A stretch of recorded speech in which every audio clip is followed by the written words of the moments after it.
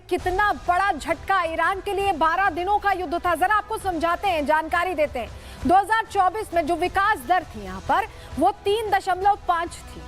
2025 की अब जान लीजिए 0.3, वैसे ही बहुत ज्यादा नहीं थी और झटका लग गया है। और आगे का फोरकास्ट अगर हम करें 2026 की विकास दर अनुमानित 1.1 बताई जा रही, यानी 2 साल जो पीछे विकास दर थी उससे भी ये पीछे जाते दिखाई दे रहे हैं। IMF की तरफ से ये आंकड़े जारी किए गए जो बता रहे हैं कि बहुत आगे का समय कठिन रहने वाला है ईरान के लिए।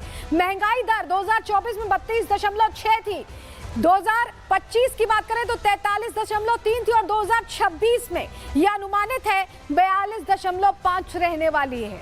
अगर हम बेरोजगारी दर की बात करें ईरान की, ये युद्ध उस पर भी भारी पड़ा है। 7.8% 2024 में थी, 2025 जो अभी रनिंग ईयर है उसमें 9.5 थी और 2026 की बात करें तो कम होती नहीं दिखाई दे रही, लगभग 2025 के यानी इस साल के बराबर ही रहती दिखाई दे रही है।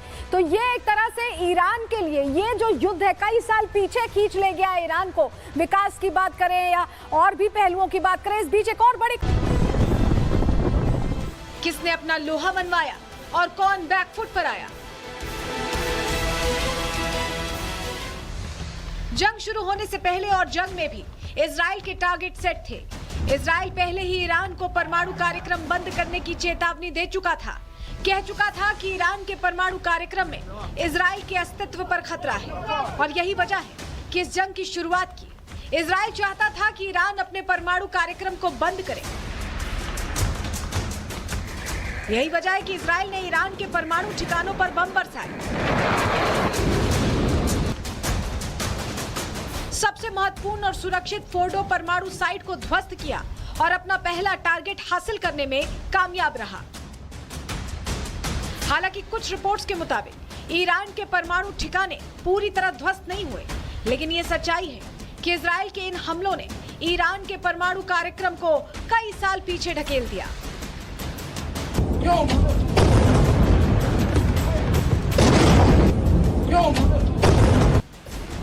इजराइल ने हमला किया तो ईरान ने भी पलटवार किया। एक के बाद एक इजराइल पर कई बैलिस्टिक मिसाइलें दागी, जिसका जवाब इजराइल ने भी जोरदार दिया।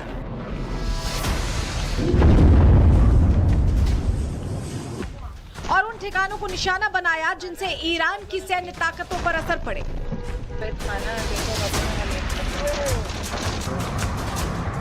इसी का नतीजा था कि इजराइल ने ईरान के पीरा शहर पर अटैक किया और बैलिस्टिक मिसाइल बनाने वाली फैक्ट्री को पूरी तरह से तबाह कर दिया, जिससे ईरान को बड़ा धक्का लगा। इजराइल यही नहीं रुका, उसका अगला टारगेट था ईरान की सैन्य लीडरशिप और इसी को खत्म करने के लिए ईरानी आर्मी के टॉप कमांडर को निशाना बनाया गया, जिसमें IRGC के commander major general Hussain Salami, ईरानी सेना chief Mohammad Bagheri, major general Gholam Ali Rashid, air force chief Amir Ali Hajizadeh को निशाना बनाने में इजराइल सफल रहा। परमाणु ठिकाने ईरानी सेना के बाद इजराइल का अगला टारगेट था ईरान के सुप्रीम लीडर खामनेई, जिनके करीबी लोगों को भी इजराइल मार गिराने में कामयाब रहा। इजराइल ने उन लोगों को भी मार गिराया जो खामनेई के राइट हैंड माने जाते थे। इजराइल ने जंग में साफ कर दिया था कि अगर ईरान का परमाणु कार्यक्रम बंद नहीं हुआ तो इस युद्ध का अंत खामनेई के अंत से होगा। इसी का नतीजा हुआ कि जो खामनेई इजराइल को खुली चुनौती देते आ रहे थे, उन्हें अपने परिवार के साथ बंकर में छिपकर अपनी जान बचानी पड़ी। और फिर भी जब खामनेई को कोई रास्ता समझ नहीं आया तो अपने उत्तराधिकारियों की तलाश शुरू कर दी। ईरान के साथ इस युद्ध के बीच इजराइल ने मिडिल ईस्ट में अपने दुश्मनों को भी एक डायरेक्ट मैसेज दिया। संदेश दिया कि दुश्मनों के खिलाफ तेल अवीव और वॉशिंगटन एक साथ है। ट्रंप और नेतन्याहू की दोस्ती इतनी गहरी है कि जो भी इजराइल की तरफ आंखें उठाकर देखेगा तो उसको इजराइल के साथ साथ अमेरिका का भी सामना करना पड़ेगा। और ऐसा इस युद्ध में हुआ भी, जब इजराइल की तरफ से अमेरिका ने ईरान के परमाणु ठिकानों पर B-2 बॉम्बर से बमबारी की।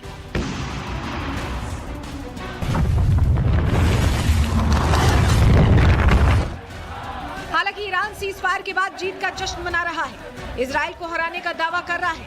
लेकिन सच्चाई तो यह है कि इस जंग में ईरान को भारी नुकसान पहुंचा है, जिससे ईरान बैकफुट पर आ गया है। एक तरफ तो इजराइल ने अपने टारगेट को अचीव किया है, तो दूसरी तरफ ईरान केवल इजराइल की ऊंची ऊंची इमारतों पर बम बरसाकर उसको अपनी जीत बता रहा है।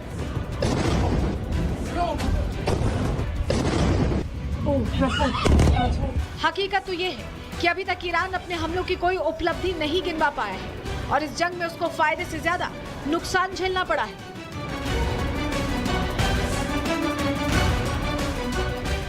क्योंकि इन 12 दिनों में ईरान ने अपने परमाणु ठिकाने खो दिए, परमाणु वैज्ञानिक खो दिए, IRGC के वरिष्ठ सैन्य अधिकारी और रणनीतिकार खो दिए, बैलिस्टिक मिसाइल की फैक्ट्रीज तबाह हो गई, IRGC का हेडक्वार्टर्स तबाह हो चुका है, मुख्य टेलीविजन के ऑफिस तबाह हो चुके हैं। इस युद्ध से ईरान की एक और कमजोरी सामने आ चुकी है। साफ हो चुका है कि ईरान का एयर डिफेंस सिस्टम बहुत कमजोर है। क्योंकि पहले तो इजराइल ने ईरान पर मिसाइलें दागी, बमबारी की और फिर अमेरिका ने ईरान में घुसकर उसके परमाणु ठिकानों को निशाना बनाया। उससे ईरान के एयर डिफेंस की पोल खुल गई है। हालात ऐसे हो गए हैं कि ईरान का एयर डिफेंस सिस्टम इजराइल और अमेरिका के एक भी हमले को पूरी तरह से नाकाम नहीं कर पाया।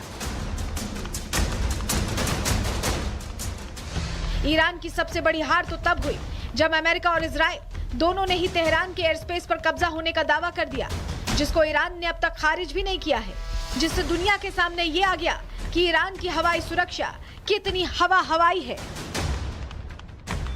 Bureau report, Republic Bharat.